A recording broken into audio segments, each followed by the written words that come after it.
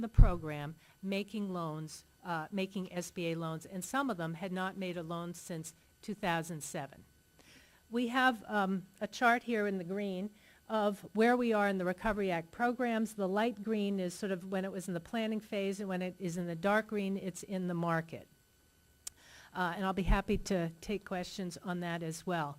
But one of the first actions I took on becoming administrator was in implementing these Recovery Act programs to make sure there was a senior level risk management team in place to oversee the rollout. And we work closely with the Inspector General in terms of risk mitigation and with small teams in each individual program to build them. Just want to mention the ARC loan program, America's Recovery Act, as an example of how this risk management worked. This is a new program for a specific purpose in a unique time. It is a bridge over troubled water for viable but struggling small businesses. This is not in our traditional risk profile, but we were charged with creating a program that was 100% guaranteed by the SBA with zero interest costs for the borrowers. So we knew we would have a considerably higher default rate. We also knew we would have to do extensive lender education, and I'm happy to say that we trained about 1,300 institutions in the week following the rollout.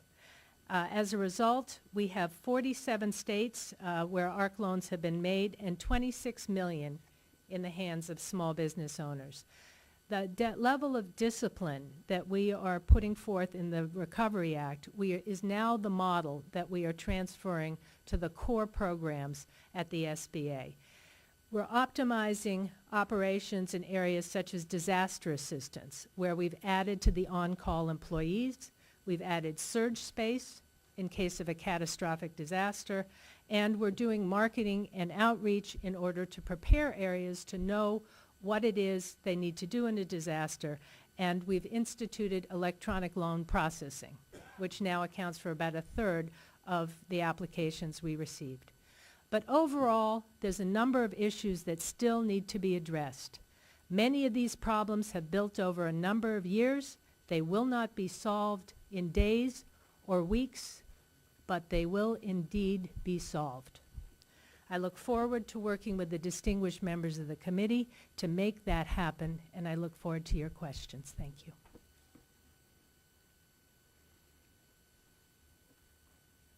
Thank you, Ms. Mills. Our next witness is Mr. Bill Shear, and he's the Director of the General Accountability Office of Financial Markets and Community Investment. The Financial Markets team works to improve the effectiveness of regulatory oversight in financial and housing markets. It also oversees the management of community development programs. Mr. Shears, welcome. Thank you. Madam Chairwoman, Representative Graves, and members of the committee. It is a pleasure to be here today to discuss our work at the Small Business Administration. My statement is based on our report, Small Business Administration, Additional Steps Should Be Taken to Address Reforms to the Disaster Loan Program and Improve the Application Process for Future Disasters. This report is being released at today's hearing.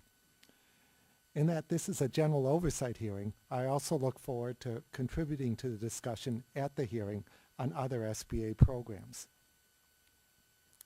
After the 2005 Gulf Coast hurricanes, many deficiencies were exposed in the agency's disaster loan program and demonstrated the need for reform.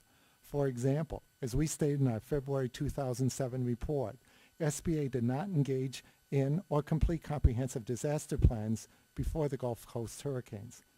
Since then, SBA has taken several steps to reform its disaster loan program, which includes creating an online loan application and increasing the capacity of its disaster credit management system.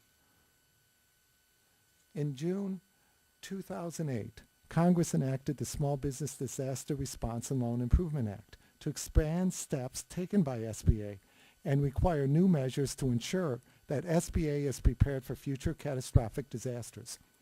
In my statement today, I will summarize the extent to which SBA addressed the requirements of the Act and how SBA's response following the major disasters of 2008 aligned with key components of its June 2007 Disaster Recovery Plan. First, with respect to addressing the requirements of the Act. As of June 2009, SBA met 13 of 26 requirements of the Act, partially addressed 8, and did not take